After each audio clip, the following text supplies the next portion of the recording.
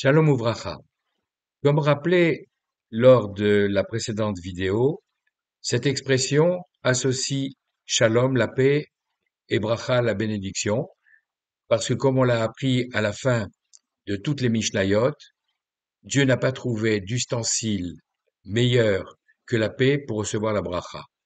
Et c'est la raison pour laquelle, dans le psaume que je vais citer dans un instant, Hachem Oz Lamoïten, Dieu donne la force à son peuple, Hachem Yevarer et Amo Shalom, Dieu bénit son peuple par la paix.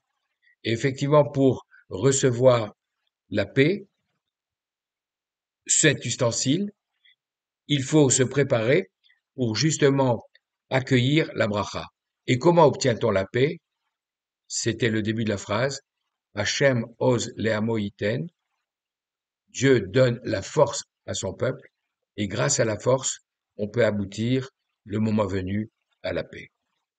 Je voudrais commencer par dédier ces paroles de Torah, Leilou Nishmat, pour l'élévation de l'âme de ces trop nombreuses victimes civiles et militaires qui, depuis le 7 octobre, le jour de Simchat Torah, nous ont quittés et malheureusement, chaque jour aux informations, on égrène encore les noms de soldats complémentaires qui tombent dans ce Kiddush Hashem, dans cette sanctification du nom divin pour protéger le peuple et la terre d'Israël.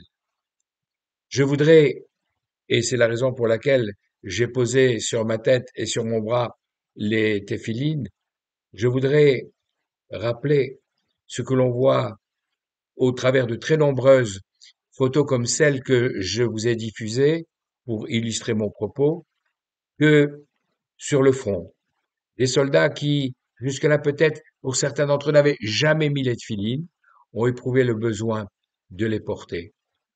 Pour une raison très simple.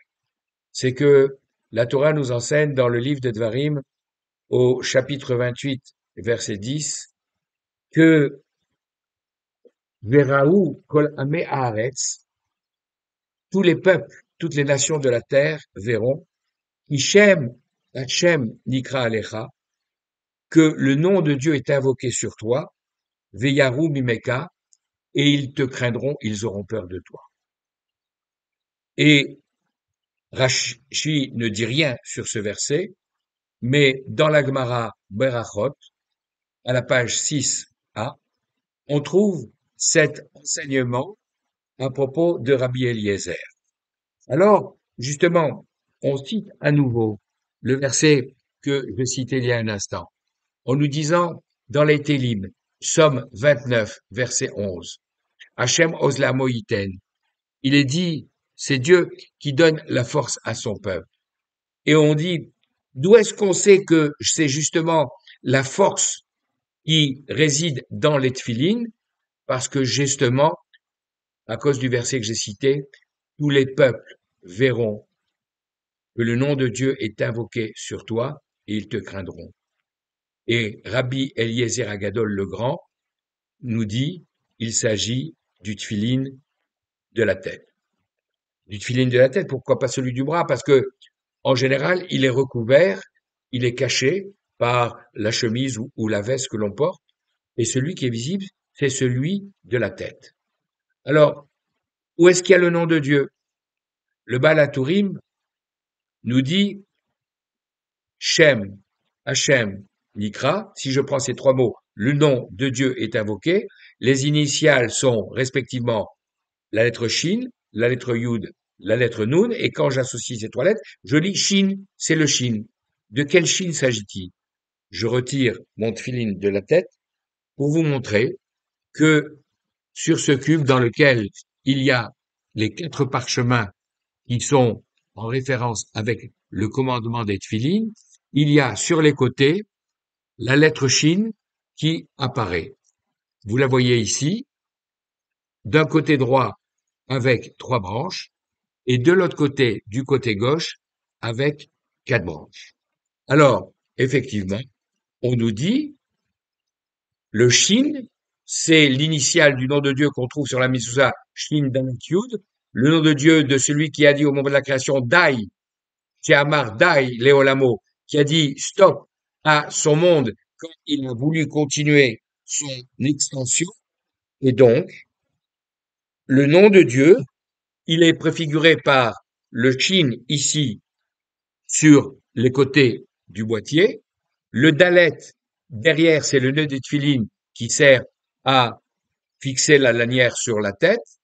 Et le Yud, c'est ici la petite pointe qui est à côté du boîtier du bras. À ceci près que le verset que je vous ai cité tout à l'heure dans le livre de Dvarim nous dit Shem Hashem, Yudke Vavke, le tétragramme constitué de 4 lettres. Et l'autre nom, Shin Dalet Yud, celui qui est écrit sur la mezouza, c'est pas le nom cité dans le verset. Alors justement, pour répondre à cette question, je vais utiliser un commentaire que j'ai lu dans Shvile Pinchas du Rav Pinchas Friedman il y a 1 an et demi environ, et qui justement nous rapporte un verset que nous allons lire ce Shabbat dans la parasha de Vayetze. Rappelons-nous, la semaine dernière, on nous a parlé de la naissance des jumeaux. Yitzhak a donné naissance avec Rivka à Esav et Yaakov. Et à la fin de la paracha, lorsque Yaakov a reçu la bénédiction et que Esav en est tellement contrarié qu'il voudrait le tuer, Rivka et Yitzhak disent à leur fils, va vite chez Lavan, ton oncle, et va prendre une femme là-bas. Et au début de la paracha, Vayetze Yaakov, Beersheva, il est parti de Beersheva, il a été vers Haran pour retrouver son oncle.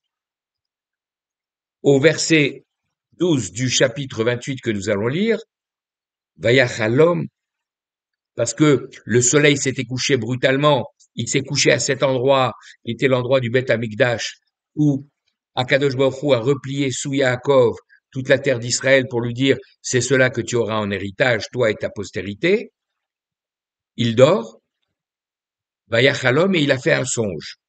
Veine Sulam Nitzav Arza. Et il a vu qu'il y avait une échelle qui était posée sur le sol, Verosho Magia Shamaima, et son extrémité arrivait dans le ciel. Et qu'est-ce qu'il a vu sur cette échelle?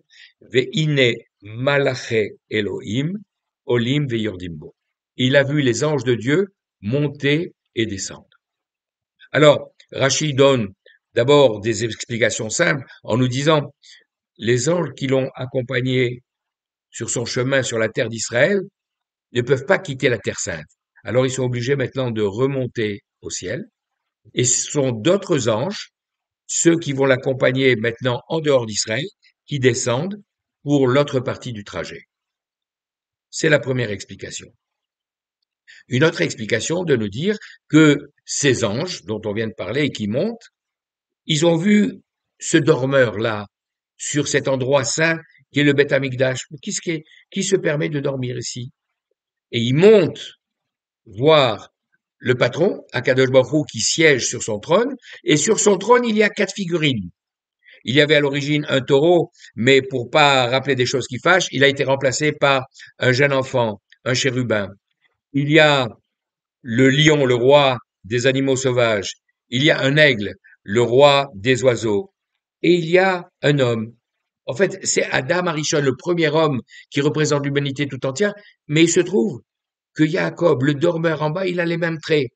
Et donc, les anges qui sont montés pour poser des questions, mais comment Adam Arishon ou celui qui lui ressemble, Yaakov maintenant, il est en train de dormir sur cet endroit saint qui va être le Beth Amikdash, et ils redescendent pour lui réserver un mauvais sort.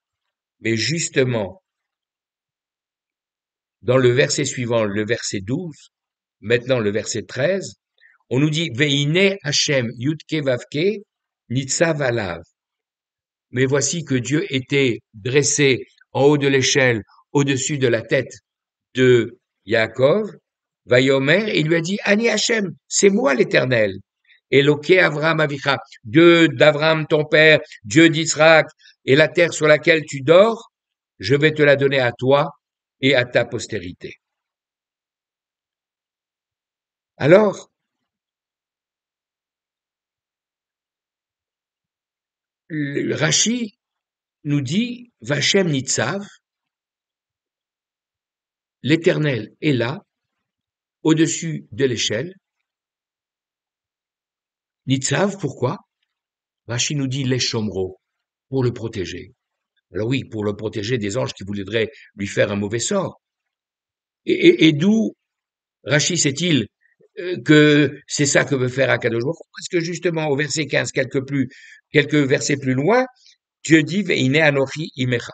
Je vais être avec toi, ushmarticha, je vais te protéger. Bechol asher teler, partout où tu iras. Vashivoticha el adama azot. Et je vais te faire revenir sur cette terre. Kilo ezofra, car je ne t'abandonnerai pas. Adasher imasiti et asher dibartilar. Tant que je n'aurai pas accompli ce que je t'ai dit. Alors maintenant, on comprend. Lorsque nous mettons notre filine avec le shin, le dalet et le yud, un des noms de Dieu, c'est pas encore le nom de Dieu qui est cité dans le verset, qui Shem Hashem Yud Kevavke, car le nom de Dieu est invoqué sur toi. Le nom de Dieu qui est invoqué sur toi, c'est celui qui se trouve en haut de l'échelle du songe de Yaakov, qui est là. Yaakov, rappelons-nous ce qu'on avait commencé à expliquer la semaine dernière, c'est la synthèse entre le chesed, la bonté de Abraham, le bras droit, et la gvura, la puissance de Yitzhak, qui est le bras gauche. Chacun des deux autres, on l'avait expliqué, Ishmaël et Esav avaient pris une partie de leur géniteur, malheureusement la mauvaise partie, les scories qui restaient encore dans ce travail de raffinement qui s'est fait en 3 étapes, Abraham, Yitzhak et Yaakov, alors que Yaakov, lui, il va avoir le raffinement complet qui va lui permettre, justement, dans la mission qu'il est en train d'accomplir, de donner naissance aux 12 tribus, au peuple d'Israël. Et donc, entre le chesed de la bonté et la gvura, la puissance, la synthèse, représentée par le tronc du corps humain, c'est Tiferet, la splendeur, symbolisée par PR, la splendeur que représente les tfilines. Et donc, le juif qui porte les tfilines, il a au-dessus de sa tête l'échelle de Yaakov, au-dessus de laquelle se trouve Akadosh Baruch Hu, Yud Ke Vav Ke qui est là, Vachem Nitzav Alav, Dieu est penché au-dessus de lui, et il lui dit, Ushmarticha Bechol Asher Teler, je te protégerai partout où tu iras. C'est cela qui permet à Rabbi Eliezer Agadol de nous dire, en s'appuyant sur le verset de la parashat Kitavo dans le livre de Dvarim, chapitre 28, verset 10, Veraou kolame haaretz. Tous les peuples, toutes les nations de la terre verront que le nom de Dieu est invoqué sur toi, ils te craindront, parce que justement Akadosh Baruch Hu est là-haut pour justement te protéger. Face à Kadosh Baruch Hu, que nos soldats, qui sont effectivement en train d'accomplir une sainte mission, et grâce à cette mitzvah à laquelle ils sont attachés, la protection divine, qui leur permettra de revenir sains et saufs, spirituellement et matériellement, dans leur foyer.